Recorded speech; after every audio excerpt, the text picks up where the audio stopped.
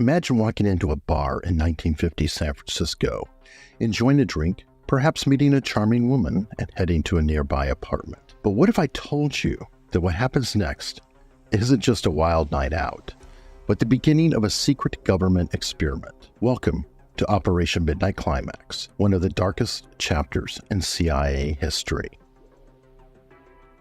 40 years ago, in the wake of Watergate, the United States Senate created a special committee to look into the activities of U.S. intelligence services. The 1950s and 60s were times of great tension and rapid scientific progress. The Cold War had the United States and the Soviet Union locked in a fierce battle for global dominance, a battle that extended beyond nuclear arms to the very minds of men. Amidst this backdrop, the CIA launched MKUltra, a top-secret program aimed at mastering mind control. But among the many disturbing sub-projects of MKUltra, one stands out for its sheer audacity: Operation Midnight Climax. Well, the committee met for 16 months. It reviewed more than 10,000 documents. It called 800 witnesses before the committee and its staff. A whistleblower, a former Army counterintelligence captain, provided details in 1970 in a published account that was published by the Washington Monthly of a nationwide Army domestic intelligence program. MKUltra was born out of fear that the Soviets were making advances in psychological warfare that could give them a strategic edge. The CIA's response? To experiment with mind-altering drugs like LSD, but they needed a place where they could conduct these experiments covertly.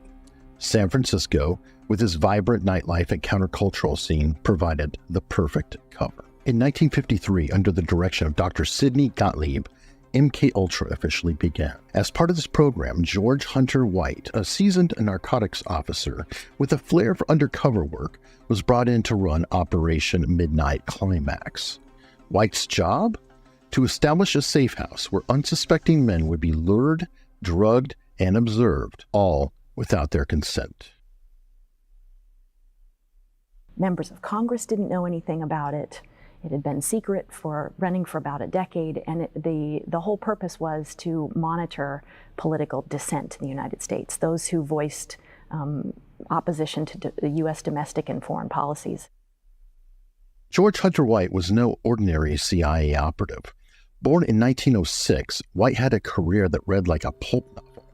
He started as a journalist, moved into law enforcement, and served as an agent in the Office of Strategic Services during World War II. Known for his aggressive and unorthodox methods, White was the perfect choice for an operation as morally ambiguous as Midnight Climax. White's experience in the Federal Bureau of Narcotics made him an expert in undercover operations. He knew the criminal underworld, he knew how to manipulate people, and most importantly, he wasn't afraid to bend the rules. When the CIA came calling, White was ready to take on a new challenge, one that would push the boundaries of ethics and legality. Dr. William Frosch of Bellevue's Psychiatry Department.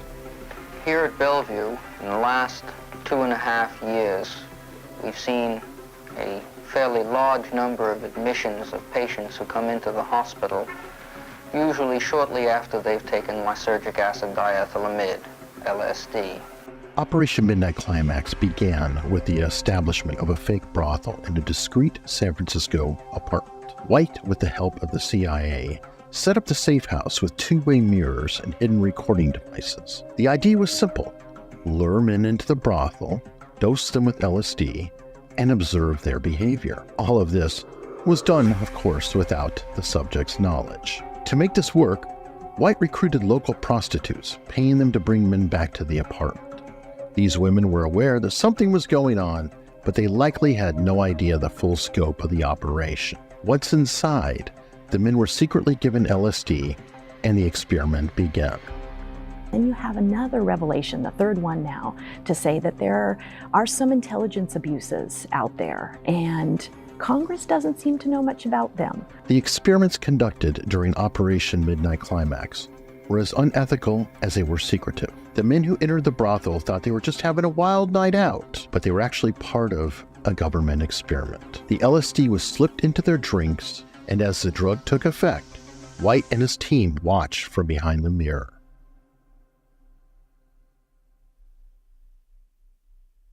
White's notes from these sessions provide a chilling look at the CIA's willingness to cross ethical boundaries.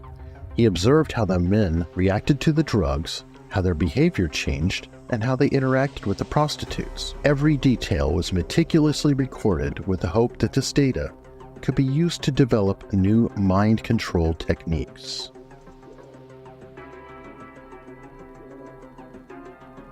But it wasn't just about the drugs. The prostitutes were instructed to engage the men in conversation, to manipulate them, and to see how easily their behavior could be influenced. The goal was to understand how LSD could be used to extract information or even control an individual's actions. What the CIA learned from these experiments would later be applied in other equally disturbing projects. And then finally, in December of 1974, Pulitzer Prize-winning journalist Seymour Hersh published a front page above the fold article in the New York Times, alleging that the CIA had developed a domestic surveillance program. And what of George White, the man who helped the agency in so many of its programs? He would retire here to Stinson Beach, California. And shortly before his death, he wrote to his boss at the CIA, Dr. Sidney Gottlieb, and summed up his career by saying, "It was fun, fun, fun.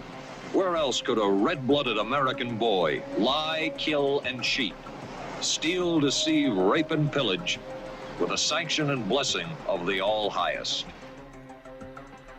The ethical concerns surrounding Operation Midnight Climax are staggering. The men who were drugged had no idea they were part of an experiment which violates the most basic principles of informed consent. This lack of consent wasn't just unethical, it was illegal.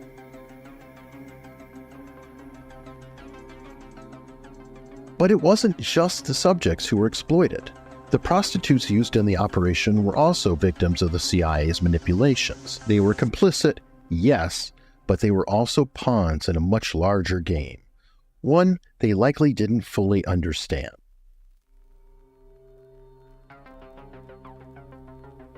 The legal implications of the operation are equally troubling. The use of illegal drugs, the violation of privacy, and the exploitation of vulnerable individuals all raise serious questions about the legality of the CIA's actions. These concerns would later come to the forefront as more information about MKUltra was exposed. We have been victimized by excessive secrecy, not only with respect to the failure of the Congress in the past to exercise proper surveillance over intelligence activities, but also excessive secrecy has created this kind of mischief within the executive branch. The psychological impact of these experiments on the subject was profound. Many of the men experienced intense hallucinations, paranoia, and confusion. For some, these effects were temporary, but for others, the trauma of the experience may have left lasting scars. Here is part of an interview with the subject just before LSD is to be administered. My husband is an employee here at the VA, and he told me that they were looking for normal people, and I volunteered. Because these men were never informed of the true nature of their experiences, it's impossible to know the full extent of the damage caused by Operation Midnight Climax. There were no follow-up studies, no psychological support offered, and no accountability from the CIA. The men were simply left to deal with the aftermath on their own.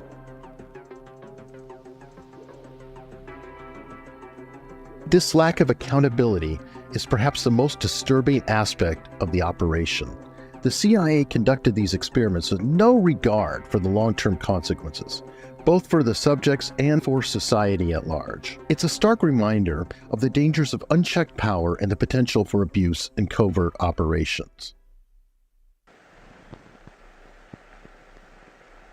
Well, tell me. Well, I just couldn't. I couldn't possibly tell you. Operation Midnight Climax continued until 1966, when growing concerns about its legality and ethics led to its termination. By that time, the operation had already become controversial within the CIA, and the broader MKUltra program was beginning to attract unwanted attention. It's here. Can't you feel it? This whole room, this everything is in color, and I can feel the air. I can see it. I can see all the molecules.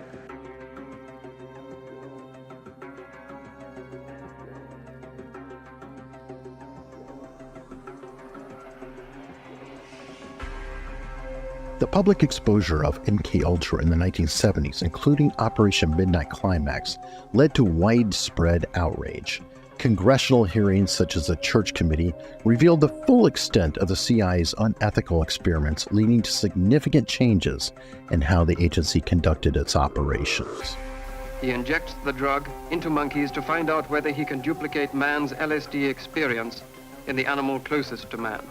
Dr. Jarvik says that the LSD effects can be seen in the rhesus monkey, yet LSD remains an enigma. The backlash from these revelations forced the CIA to adopt new ethical guidelines and oversight mechanisms to prevent similar abuses in the future. But for those who were affected by Operation Midnight Climax, the damage had already been done. You have to approach LSD with trembling and with fear and with love to use it for harmony and beauty. What's going on in the United States today is a revolution in consciousness facilitated by these psychedelic chemicals.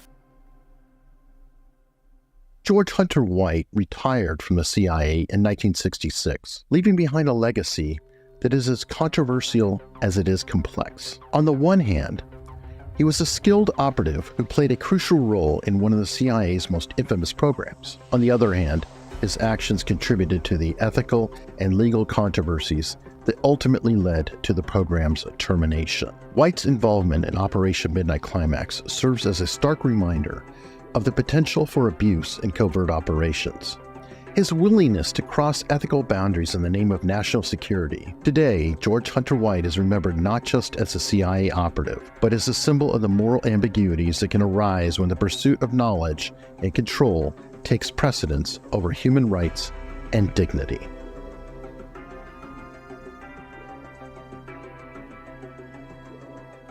As we look back at this period, it's crucial to remember the importance of transparency, informed consent, and accountability in all areas of research and government operations. The legacy of Operation Midnight Climax isn't just a story from the past, it's a warning for the future.